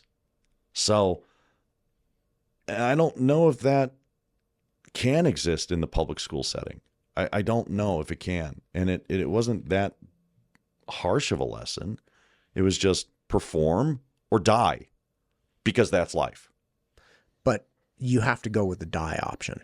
Like, there has to be recourse that's actually functionable. This is my criticism of charter schools, right? It's like, of course, charter schools get to boast these fantastic results because if people don't toe the line, then they get kicked out. They go back. Okay, right. So in a public and they don't school have setting, all the problems that all the public schools have, right? They don't have all the disciplinary problems. They don't have the padded rooms, right? So how is it that we have to contend with people on different spectrums of learning differences and all these different things? and people that are coming from abject poverty that are potentially home. Like there are 200 homeless kids in West Ada. Okay. Right. And again, West Ada is a large school district, but just there's a population of kids that are in fact homeless. Mm-hmm. You have all these problems. You're going to have a certain portion of the population that just is not inherently like 1 in 10 people. I think it's 10% of people. 10% of the population has an IQ under like 80 or something. Like it's a real significant issue. Huh? Right. So at some point, it's kind of like, oh, there's radio, kids. And let me tell you about the fine world of talk radio. If it's, hey, do this or die, it's like, okay, what's the do this or die option in public school when you can't kick kids out of school like that? We used to, and maybe we didn't kick people. Maybe I'm romanticizing that, and if I am, then I'm sorry. I don't think like in the 1950s they were just kicking kids, or 60s. Like I know kids went to continuation schools. In the 90s they did. In the 90s, if you were a disciplinary problem, that's different. That's different than academic performance, though. Right. If you're if you're a risk, if you're a danger, if you're getting in fights, like you're going to get expelled. You're out. But if you're not performing, I grew up in this is gonna sound like Leave It to Beaver, but I grew up in Mayfield, Ohio. All right, Mayfield Heights, Ohio, and which actually was the city in Leave It to Beaver, Mayfield, USA. But I grew up in Mayfield Heights, and I thought every high school had a vocation.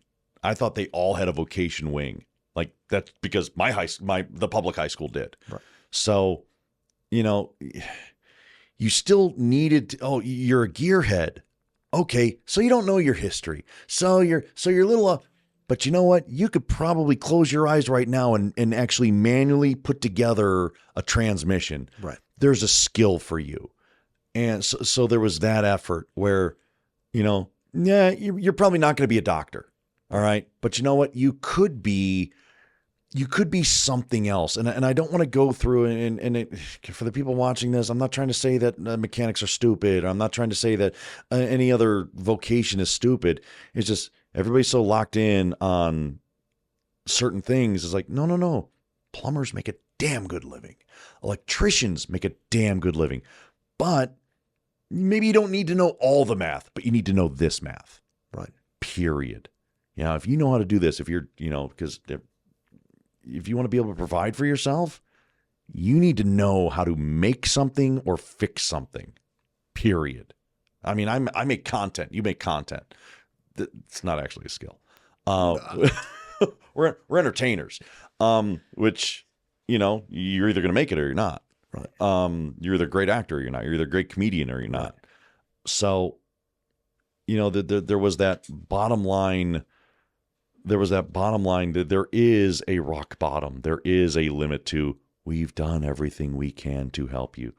And either you're going to be a war to the government because you might need it. You might be that disabled to where you can't provide for yourself. And other people need to provide for you because we don't kill disabled people. Nor should we. But if you're choosing to not perform, if you have all the ability, people from the projects will tell you that being poor is not an excuse. I've seen it. I've watched it. It's not an excuse. If you're passing out because you don't have enough food, yeah, you're getting into something there. But the school can't fix everything. It's the school's job to teach. And if they're focused on the number of different reasons why they can't, are they putting that same effort into how many things they can do? And I hope they are, because I don't think any teacher gets into teaching because, wow, the benefits are fantastic. And who doesn't want the entire community up your ass knowing how much money you make, telling you what to do and how to talk about? Who doesn't want that job? God, it sounds fantastic, especially a public school teacher. I'd rather slam my head in a car door for an hour. They get into it because they want to teach that kid how to break down fractions, how to conjugate verbs, how to master the English. Maybe they can get them involved in some degree of literature to where, you know what, man, you really don't know your math at all, but wow, your writing skills are fantastic, and you have a grasp of putting words on a paper and the reader's there. There's that, and those avenues do exist. So stop focusing on the damn pronouns and, just tell people what the reality is. You're either going to make it or life is going to be really hard. Life is going to be, if you cannot provide for yourself, life is going to be difficult. Take it from a number of people who have a difficult life. You don't want that. You don't want it. I don't know. I'm not a teacher. So I'm just a taxpayer. And I'm still trying to get a straight answer is, why is 60% good? Are 30% of these people that broken that they can't learn? Well, first off, it would be 40%. Okay. There it is. Right. Yeah. Basic levels of math. Thank you. I think the answer to that is probably we can't figure out a way to do it better. Did we wake up and all of a sudden have the problem? No, I think because it seems like we woke up and all of a sudden, oh my gosh, poverty is an issue. You mean poverty wasn't an issue? No, I don't think it's poverty. I think it's, hey, show me a public school system that has a varied or diverse population. Mm-hmm. Let's say at least socioeconomically, Mm-hmm. that has a varied population that can beat this. Show me that system that can't kick kids out. You got to take everybody from the community, and you have to produce better than this, and you have 13 years to do it. How is the number one military, or how is the number one public education system the U.S. military? U.S. military, U.S.-based schools are the top performing public education in the country. Wait, which schools? Oh, you're talking about base schools. You're talking about foreign-based schools. You're talking about those U.S. public schools where their kids go perform at such a huge level. They don't get to kick kids out. They have people coming in, traveling all over the country, all over the world at a number. But U.S. military schools perform at that level that is consistently above every state in the country. I'll tell you one for sure. Their parents are likely not unemployed. Okay. So let's start with that. Everybody has a job. You don't work. You don't get your work done. You're doing 100. Well, there's that too, right? But like, let's start all of the problems. Let's take a 10-year-old whose life has fallen apart. Mm-hmm. All right. Because parents got divorced, dad's unemployed, mom's unemployed. So it's like, let's take away the unemployment problem, which is like lack of resources, right? Danger at home, right? So you have MPs and you have all kinds of things keeping some manner of civility within the community, right? Within the military community. We can go through a lot of different things. You take the type of person, right? Military culture is going to be far different than the average Joe Schmo walking down the street. So you put just a couple of these cursory basic examples together, and it's like, all right, yeah, I could see if you have if we could eliminate all unemployment or financial instability from people, or fear of housing, eliminate the 200 kids that are unemployed, or that are homeless in West Ada. Does West Ada's metric go up? Yeah, probably goes up, right? Eliminate all of the parents that don't have jobs and you have food scarcity. Okay, you eliminate all of those kids. Yeah, the statistics go up. And then you add in the obvious answer that you're saying, which is the parents don't take crap because they're military men and women. Yeah, I think that's a piece of it, but it's not the only. It's like one of 20 pieces, right? And maybe it's the largest of the 20. And I think that's also important. It's not just one thing. Gosh, man, I wish there was a magic bean to fix everything. You know, I wish the solution to immigration was one thing. I wish the solution to education was one thing, or the solution to everything was one thing. It's not just one thing. Right. So I get a lot of callers that go, I have the answer. The one answer. Prayer. We need to bring back prayer at school. We need to bring back prayer in school. Okay. Whose? Right. Which one? Honestly, are we talking the Lutheran? Are we talking the Episcopal? I mean, I can just go down the Christianity, and then I have another chapter over here. You know, do you want I'll break out the rugs. Do you want the yarmulkes? Which prayer are we talking about? So yeah, it's. I just think that, look, I would love 100% of students all performing at grade level at all of these different things. One, I'm happy that we have a standard that we haven't fibbed on, because there are other places that have said, okay, because we are performing so poorly here, we're actually going to change our metrics or change our requirements. So that sucks, right? So, okay, great. Not a D is actually an A today. Right. Oh, right. That's not how math works, but okay, sure. But the bottom line is, unless we can, we have marriage, what is it, success of marriage is 50% or something like that. Okay, well, who's doing it better? Right. right? Like show me the path to do it better. And I'm all about doing it better. Show me what that means. Who's doing it better? Why are they doing it better? And if we could emulate that, that's great. But in the absence of a system that produces better than 60%, it's like, yeah, we can keep pushing for 61 and 62 and 63%. But at some point, the best is the best. And we can say, like, wow, this is the ceiling. Yeah, isn't it so crappy that that's the best we can do? Yeah, it's crappy. Like, I'd prefer 100%. But like, at the same time, it's still the best we can produce. Maybe death is the option. Oh, my God. Hey, bless you. Money? Listen to me. It's almost 9 o'clock at night. I got to let you go, man. You got to work tomorrow. Well, do I? Do you? I think you got to work. I don't really get it. I don't get in until 10. I mean, listen, I did a 3-hour show. You mean to tell me are you already, how long have we been going for? Dude, An hour and 40 minutes? I offer you a drink. I just felt bad offering you on air. Have you shown everybody your stuff? You have champagne here. That was given to me.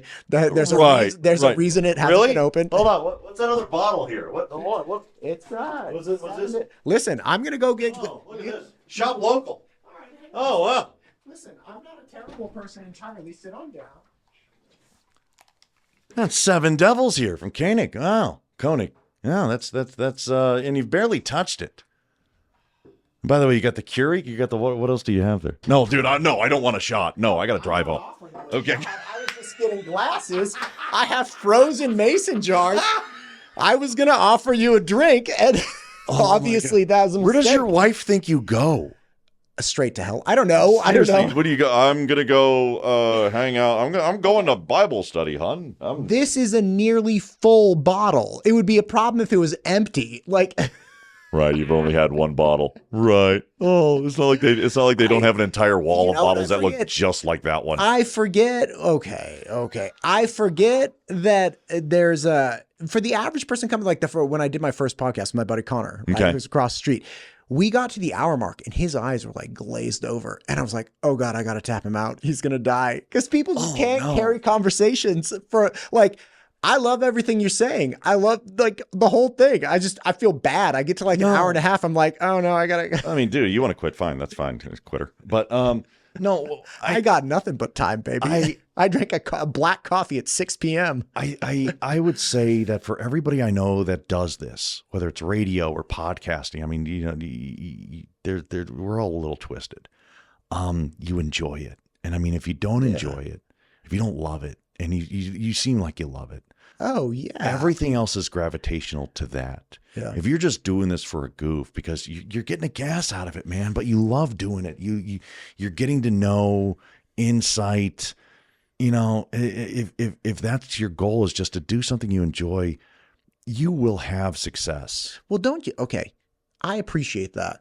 But I feel like this is look, the state I came from fell for a number of reasons, and I consider it like a failed state. Okay. Did you come from the state out left? Yeah. Okay. Oh, yeah. Okay. And I think part of that was that people were so easily taken by the narrative, right? The BLM movement comes around. Oh, we're all racist. Am I? Last I checked, and again, for the fourth time, I'm Mexican. I was like, you're telling me I'm racist against Mexicans. You keep saying that. I know, but I don't. I'm going to bring in a picture of my dad. Oh, well, that's Central Casting. Look, he's got the sombrero. How do I can't even question. I'm dressing up like a mariachi for Halloween because I'm going to and I'm going to have my trumpet. I'm actually going to do like the mariachi. You're so going to get canceled. Oh my gosh. You can't cancel me if I am Mexican. His name's Matthew. That's not Mexican. Oh my God. And hola, Mateo. ¿Cómo está? I love doing these, but I also it's imperative that doesn't happen here. And by the way, I'm not the one offering solutions. I ask people to come on and talk about the problems and solutions. I'm just holding a medium so that maybe that won't happen here. Maybe there's enough common sense that people will listen to reasonable dialogue. And again, I'm not the one doing the reason. I'm just I got the cameras and a couple mics, so I love doing it, but there's no actual orb back there that solves anything. There's not. There is not. Somebody has We have 7 to do devils. this. We have 7 We have devils. 7 devils. We have 7. You don't. So you're not a whiskey or a bourbon guy. I mean, listen, I'm not Or going to let it bourbon go to whiskey. waste. I'm just saying I'm not asking for it. That's all I'm saying. Okay, well, So, listen to me. We're gonna. It's 8:45. I mean, if you want to have some sacrament, we'll have some sacrament. I mean, I gotta Not a whole lot of sacrament, though. Not a whole lot. No. I got to tell you, I don't enjoy, or excuse me, I don't consume frequently at all. But with You know what I didn't have until I came out here? Because I did not grow up with this. I did not grow up with a Spanish culture. I did not. There was a smattering of Spanish on the west side of Cleveland. But okay. even then, you kind of had to find them. Salud. Cheers, sir. Yep. God bless you. Yep. So I did not have micheladas. I did not. That's really good. Yeah, it does. I did not grow up with the michelada, and I didn't know what this thing was. I haven't had a sip of this in like 9 months.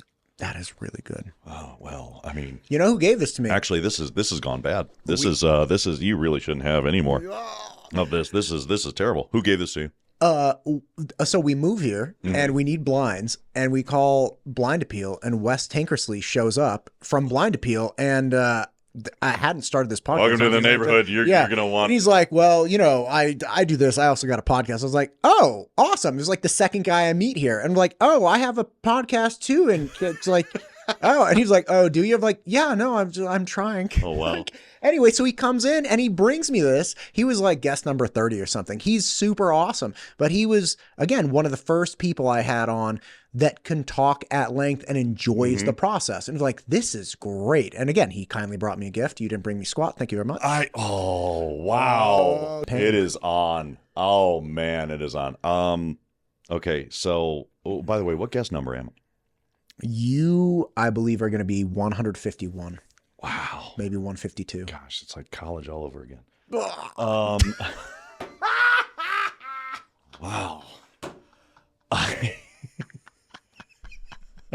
I am gonna. It's happening. I am gonna It's happening catch hell tonight. for that. God. Probably wouldn't be the first time. What's my name? Wednesday? I don't know. What the hell you want it to be, lady? I just looked into your eyes. I felt an instant connection. No, but you know what? I would suggest a couple people. Kenny from Cloverdale Plumbing. Kenny from Cloverdale. Yes. I would, I don't, he doesn't own it anymore, but you talk about a guy that's got stories for stories. I mean, just how he grew it, to what it is. Mike Schumann is. I actually am dear friends with a guy named Mike Schumann. I don't think it's the same person you're talking about. Is he a running guy? No. Okay. No. So the Boise Mike He Schumann. was a very bad wrestler back in California. This is not that guy. Okay, great. No, this is not that guy.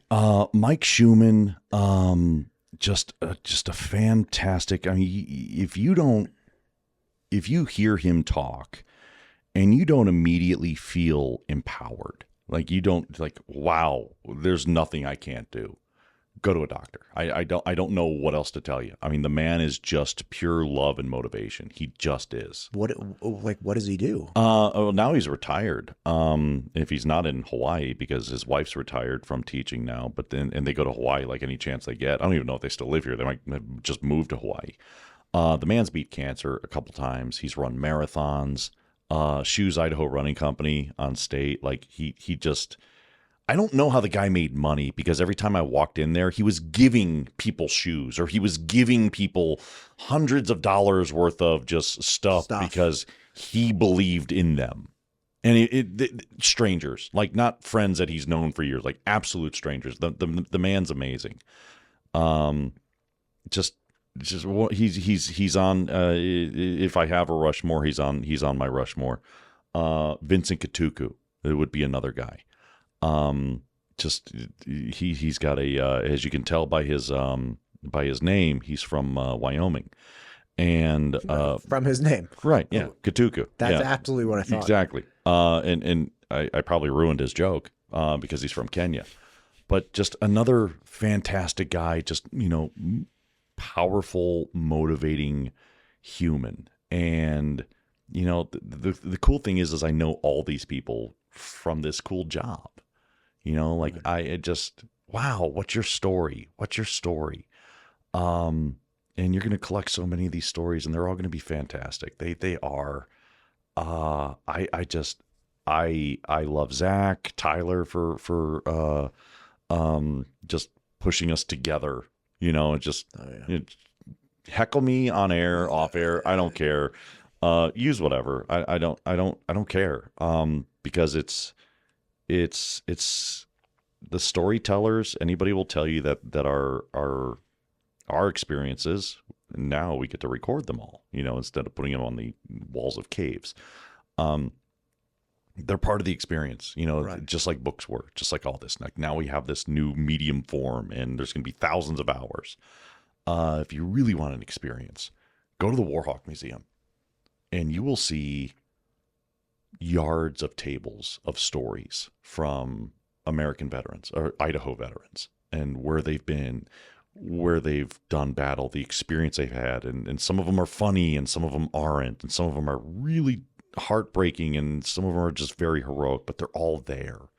You know, some of them are videos, a lot of them are audio tape, a lot of them are cassette, bring a pencil. But it's part of us, and you're part of that. Whether I don't know at what point if you realized you were part of that or not, but you are. And it's a cool club. It really is. It's a real neat club to be in, because we're part here for our own, and we're also here for them. You know, if they're not calling us with stories, we die. Right. So, you know, or if they're not watching, we die. You know, if they're not listening, we die. And if we're not telling them what's going on, or at least addressing problems that are going on, we die. You know, if we're not relevant, we die. So, I appreciate the I appreciate the invite. Next time I come, I probably won't bring anything, but well, I wouldn't expect it. Yeah, good. I don't like to disappoint, so don't expect crap. Nate, you're a good man. I appreciate you sharing the evening. Knock that off. But man, you know what? Here's to you. Did you have fun at the primary? I did.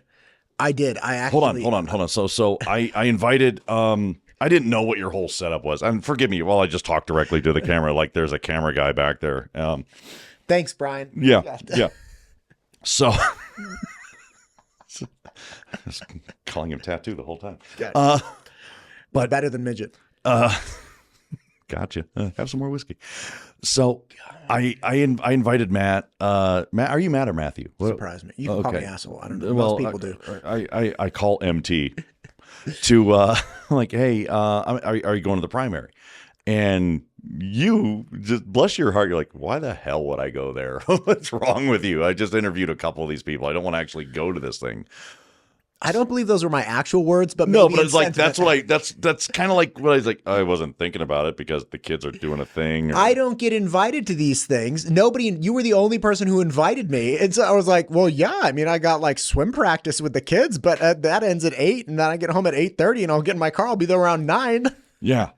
So, for those of you that don't know, like the GOP watch party is like it's exactly what it is. You know. What? They have the results up on an overhead, or somebody's got a TV on somewhere, and they're recycling, and they're hitting refresh and refresh and refresh. And all these people who we've talked to are there now because it's grade day. Right. You know, you're either going to make it or you're not. What did you think? What did you think of that room? I was having never been in there with zero expectations. What did you think? Well, I mean, it was really interesting seeing the different. Again, different people who I've seen obviously through watching shows, or excuse me, not shows, but recordings of the session, or kind of putting a face of like, wow, you're taller than I thought, or like, wow, you're a lot shorter. Keep talking. It was real. Oh my God. It was not I don't know. It was interesting seeing such a collection of people in the room, and it was recognizing these people are largely in charge of running the state. Mm-hmm. And it's one of those things. Again, the county I moved from has 2 million people in it. Oh, yeah. So to move to Idaho, and it's like, oh, these are the whole people. State has 2 million people in it. Right. Like, these are the people. Mm-hmm. Like, these are the people. And I actually tell a lot of people this, that Idaho, in my mind, is very unique because it still has a functional government, at least functional as far as I can tell, right? And yeah, there are problems and, Sure. conflicts and, like you're talking about, fractures within certain parties. Fine. But they're still moving forward, right? Like they outlawed compulsory gender pronouns. That's great. Yeah. Like, okay, great. We still have freedom of speech. Or the drug policy reform, like all these different things. Like, oh, they're functioning. Like these are functioning people, and they argue and they complain about each other, and they. It's also interesting hearing the arguments. We need to not allow this. Why? Why should somebody lose their job if they don't want to call he or her? Right. And I appreciate that because there's a pragmatic nature to that. So being in that room with the people was like, wow, these are the people that are actually still trying to keep it together in a sea of chaos in the United States. I will never get my way. And once upon a time, that event used to be covered by every TV station in town, every radio station in town, which apparently there are others. I'm not aware of them, but and it was kind of this like, hey, everybody voted, now we're here, right? And what people don't see from that, and I did a horrible job of pointing this out, is doesn't matter if they're a state rep, state senator, constitutional officer, the attorney general was there, right? He's not even on the ballot. And they're all looking at the screen because they don't know what the results are going to be. They have absolutely no idea. And that moment of true vulnerability reminds me that, wait a second, it's not about the commercial messages, and it's not about the billboards, it's not about the mailers, it's not about the text messages. It is actually about us. And I need to do a better job going forward, if I'm still here. I need to do a better job of reminding people, hey, I see so-and-so and so-and-so. They're not here right now. They're watching the results. They're getting carpal tunnel, hitting refresh on the same website we were hitting refresh on to bring the audience the results. Right. And for the people that have lost their faith, to piggyback on what you said, not only is it functional, but ultimately it's still us. Right. It still doesn't matter. It doesn't matter what your title is. It doesn't matter how many acres you got, or how much in taxes you paid. There was a precinct committee vote that was determined by a coin flip. There was a couple state rep positions that were determined by less than 50 votes. Wow, that's powerful. So I'm glad you were able to be there for a little bit. Hey, I really enjoyed it. Yeah. And again, I would appreciate you not tickle me next time. That'd be great. You didn't have to do that. I thought it was a guess. Yeah. Don't put my chair next to yours. But the point is that I do appreciate that. I want it to stay Idaho. And this is what I was telling Mike Moyle. It's like the landslide of outside interference with Winder and Moyle bothered me, not because I'm for or against Winder or Moyle, but it bothered me because it wasn't Idahoans arguing with Idahoans. It's like, let's argue with each other, not people in Texas or North Carolina. I mean, I had Phil McGrain in here, and he was talking about they tracked down these people that were sending out these mailers, and it was like a fondue king in North Carolina, and they got a hold of the fondue king, and they're like, hey, you've been sending a whole bunch of attack ads against Chuck Winder. We're wondering what's going on. And he's like, who's Chuck Winder? Yeah. Like he funds millions and millions of dollars of attacks. I just write checks. Idaho. What's that? I just write checks. He has no idea. So here he's making changes to our state and things that have real consequences. I mean, Chuck Winder just came back from helping Moyle and Labrador against the Supreme Court, to argue the case for Idaho. Like, this is somebody who dearly loves Idaho. And again, I'm not saying he's the right guy or the wrong guy, but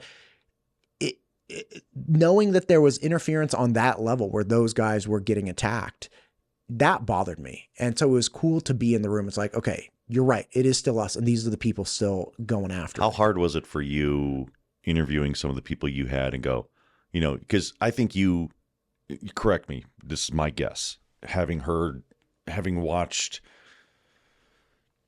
4 full episodes of this podcast. 5 if I'm trying to steal it and put it on radio. So I'm going to make that happen one day, whether you agree to it or not. I'll send you the master file. But interviewing the same people that some of them have called into my show. Some of them haven't. They wouldn't give me the time of day. Were you fighting the internal urge to say your true feelings about someone's answers? You don't have to name. I'm not asking you to name names. No. And this is something that I kind of go around with. That's not what I see as my point, is to help them articulate whatever their position is. And yeah, like punch, like, what about this? What? Fine. But ultimately, it's about the people listening. It's about providing the voting residents and citizens. You have feelings. You have thoughts. Sure. Were you able to? Were they screaming? Just like, oh, let me out. I mean, look. Okay. Here's one. When Brandon Durst was talking about selling Expo, or at least considering selling Expo Idaho to developers. Yeah, there you go. I was he makes me nervous just by being in the room. Like, it's just his manner is he will give you not a knock on him. He knows this about himself. Yeah. Just there's something about him that my blood pressure rises at least 20 points. Well, again, when you start talking about the fairgrounds, I was thinking in my head, like, really? Like the fairgrounds, and somebody in the comment section was like, "Is there nothing sacred?" It's like that in my experience, just raising. It's not a family, hallowed ground. Well, here's the thing: in my experience in raising a family, there's inefficiency that you accept for the sake of your family, right? Like, you don't work. For instance, I love what I do. I don't work 12 hours a day because I need to, like, I cut it to 10. I got kids, and so you take inefficiencies. No, you don't love them tonight, but I hung out with them all day, bro. But that was one where I was like, I feel like this is something that I would have strong feelings about, but it's irrelevant. Like, tell me what you think. Because the show's not about like Matt arguing with Brandon. The show is about like, okay, tell me your, and this is what I said. I was Matt like, okay, says stuff. You have my whole undivided attention. Tell me what you mean. And we got through with like, we should at least pencil it out, figure out what the cost is, and then to make a decision based on that. It's like, okay, that's your position. Like, we're not going to Mickey Mouse around it. You have to take a position and stick to it. That's my primary goal. Let's stop being like wishy-washy, no nebulous BS, whatever. And then there are a couple other things where I was like, I mean, yeah. Like, okay, I don't really love that, or like that seems silly to me, but like, it's irrelevant what I think. It's your really, platform. Yeah. I know it's my platform. No, but I mean, no, them running like it. Right. Right. They want this job. Why do you want this job? Well, I want to do my part. Is like, okay. Okay. That's what you brought. That's what you're coming to the plate with. Okay. Okay. Right. And again, maybe he's right. I have no idea. Maybe the best possible thing would be to sell Expo Idaho to developers, put it in a different location, make a bunch. Like, I have no idea. That's the other thing. I get very scared of giving an opinion because I've been wrong on things so many times in my life. Why? Like, what do you mean? Why are you scared? Because what do I know? I'm an idiot. I make a sound with my face, and if people believe it and I'm wrong, that's on me. Then you owe it to them to say, hey, that thing I said, I was wrong. That's it. Right. But what if I don't even know I was wrong for like 5 years? What if we look back and we're like, that was a fucking mistake? Then you say it when you know it. Okay. Don't be perfect. Don't be perfect. That's fine. I agree with that. But the bottom line is, I'm an idiot. No. And I have no problem recognizing I'm an idiot. I know a guy that says that very thing on air. And how dare you steal that from him without attribution?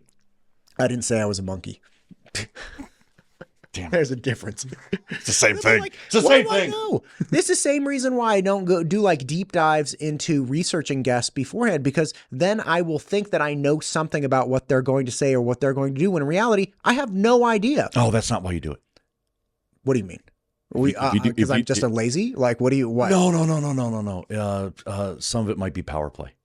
What do you mean? Hey, I knew you were coming here. I did a little research on you. I know you went to school here. I know, I know you've held this stuff. And part of that actually does come with respect, right? Like, if they've they've gotten a number of elected positions, like that's actually respect. But there is that degree of, hey, I respect you. Now let's get to it. We got stuff we got to get through. I'm not saying you got to get to know like their middle school art grade or anything like that. But don't be afraid to do that. Don't be afraid to be wrong. Don't be afraid to be wrong, because that degree of humility is what separates us from the fakes. if you don't take a chance, right? You can only ride that fence for so long. No. No, Listen. hold on. I'm with you. Huh. I'm just very aware that when You are but a humble servant. When I have somebody coming in, like Sharon Ullman, Okay. right? Sharon Ullman's been commissioner twice. She's, Mm-hmm. runs quite frequently. She has a binder that's, 2-3 inches thick with all this different information. Mm-hmm. And I'm trying to get out of Sharon her best position so that people can take that into consideration. And there are aspects of the things that Sharon said where I'm like, like that's interesting. Like she brought up, she was like, hey, the coroner's office, or there was some development situation that Tom Daly actually addressed afterwards, saying, that was an agreement that actually happened out of my watch. And then we found out that we attempted to get out of the contract and we couldn't. It's like, okay, so that's important to know. Mm-hmm. But like going into the nuances of like every single number of what would it have cost? Yeah. And it's like, can we just move? Like, what's the point? Like we could just argue back. Like I'm skilled enough with language. I could argue people in circles and we would get nowhere, but it's like, that's not the value. Did you ever watch old Saturday Night Lives? Oh, of course. Chevy Chase. Chase did a shtick. He was playing Gerald Ford at I've said this on air a couple times, but never once have I had the option of a camera. There you go. He's Gerald Ford and he's at a debate stage and the moderator is asking him questions and they're firing percentages and numbers and you see his eyes just glaze over and the punchline is I was told there would be no math. And I mean he does a lot funnier than I retold it, obviously, but try to stay away from numbers. Right. Just as quick advice. Now the cool thing is you are a podcast, so a lot of people who listen to you or a lot of people who watch you probably are in that setting a lot more than they are with me, where they're not in the car. Sure. They're not, sure. They're maybe they're working out, but sure. They could be just there at their table, go put on the ranch. And there you are. So they could actually probably take notes because when they're on with me, 90% of my audience is in the car, if it's not higher. And I just stay away from numbers. I mean, you can go back and listen to the podcast, but no one's taking notes. Right. No one's. Wait a second. Did he say 15 or 50? Right. So I don't appreciate that. Okay. I have a family member who happens to be an attorney, and this attorney looks for every caveat and disclaimer possible. And it's like, I appreciate what you're doing. Not that I appreciate what you're doing. Don't just make him sound like an addict and get it over with. Happens to be an attorney. And it drives me insane. It's like, can you just be a human being? Can you just talk without having the disclaimers or making sure you ward off every caveat, boom, boom, boom. And it's always like, it is what it is. Like the truth will out. Your intentions. Yeah. I mean, we rely on people recognizing. I didn't lie to you. I included enough prepositional phrases, and that was the exception. Right. Like I can't get behind it. So like, yeah, there are things that I think about, but it's not hard. I'm trying to go for what people are intending to say, and I'm trying to flush that out so they have the best, most clear statement possible for people to hear. And that's just on the political side. Like I do an episode usually once a week with the Eagle Chamber of Commerce, Brandy. She comes on. And we talk all kinds of trash. Like It's have you been to the Rocky Mountain Oyster Feed? Are you fucking with me? Are you serious? I'm very serious. Have you never been to the Rocky Mountain Oyster Feed? I'm not a very good person. I'm a terrible person. I have no idea what you're talking about. No. Oh, I also haven't been to the rodeo yet. Yeah. Okay. I mean, rodeo is rodeo. I mean, you go to one rodeo, you've been to them all. You have got to go to the Eagle Rocky Mountain Oyster Feed. When is it? It is the week after 4th of July. I'll be in Redfish. I'm sorry. You got to go to it next year. Don't. Okay, if anybody's still watching at this point, what are we now? Hour number 5. Do not bust what the Rocky Mountain Oyster Feed is. Don't Google it. Don't Google it. Don't you dare. Don't you dare, because you will eat Rocky Mountain oysters. I am aware of what those are. I've just never been to the festival here. The different flavors? Ranch, barbecue, teriyaki? Are you kidding? Can we get Phil McGrain to bring some of his barbecue? No, Phil McGrain is too good for Rocky Mountain oysters. Trust me. He would. Bless you, sir. It's a fundraiser. No, it's a fundraiser. It's a fundraiser. You would be participating and help giving back to the. Are we in Eagle or are we in Garden City? Neither. We're an unincorporated Ada County. Okay. Do you care about Eagle? Yeah. I love Okay, Eagle. good. You would be giving to Eagle. I would be giving Eagle. Why did Google say we're in Garden City? Because we have a Garden City address, but then we have we're a Boise voting. We are district. nowhere near Garden City. Yeah, no, we are. No, we're not. You go a couple miles to the east. Okay, we're as close to Garden City as we are to. Wait, no. Hang on. 55 and State. Mm-hmm. If you go to the right, like a couple blocks, you're in Garden City. Yeah, if my aunt had a pair, she'd be my uncle. That doesn't mean it's close, okay? just because we're on the same. If you take I-90 all the way to Ohio, you're in Cleveland. That doesn't mean we're close. God, I have a pig. My pig guy's in Garden City. I'm hoping to change that. You have a pig guy? I have a pig guy because I do whole hogs. Yeah, Oh. I had to get a pig guy. I had Oh my several God! You pig have guys. what? Yeah, it's great. Whole hog. I will support the Rocky Mountain Oyster Fest by supplying like a whole pig roast. That's not It'd not be Rocky Mountain great. Oysters. No, it's It'd not. be great. It's not Rocky Mountain Oysters. I'm just saying, for those that aren't Jewish and want to eat something other than Rocky Mountain oysters, I will supply that for them. No, Rocky Mountain Oysters are kosher. I know, but what I'm saying is, if you don't want to eat them, but you would like to eat something, and you're cool with swine, I'm your guy. So you made the appeal to the non-kosher? God, listen to me. We literally have like 60 seconds till my backup SD card goes. Next time we do this, we need to actually get a smaller bottle of whiskey and just do it the entire time. Okay, I'm in. Brother, God bless you. This has been fun, man. You're the best. Cheers. God bless you. Thanks, everybody. MTU Studios is the proud producer for the Ada County Sheriff Podcast, the Idaho Wildlife Federation Podcast, the State Representative Ted Hill Podcast, the Idaho State PTA Podcast, and many more. If you or your organization is thinking about starting a podcast, MTU Studios would love to help. Just check out mtustudios.com.